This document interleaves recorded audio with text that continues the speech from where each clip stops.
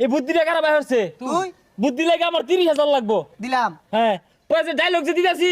ডায়লগে লাগে 20,000 নে কত হইলো 50 50 পরে যে রাত করে চিন্তা করি যে কালকে কোনো কি করবাম ওটা লাগে আর 30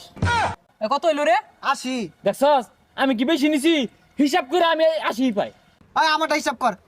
আমি একটা ডায়লগ দিছি ওটা হস্ত হইলো 30 ধরছি আর ওই চিন্তা করছ লগে লগে আমিও চিন্তা করছি ওটা 20 50 তাইলে কত হইলো 50 ও ঘুমাইছে আমি খার রইছি ওই না আরো 20 কত হইলো 70 তা আমি কি করছে বেশি নিছি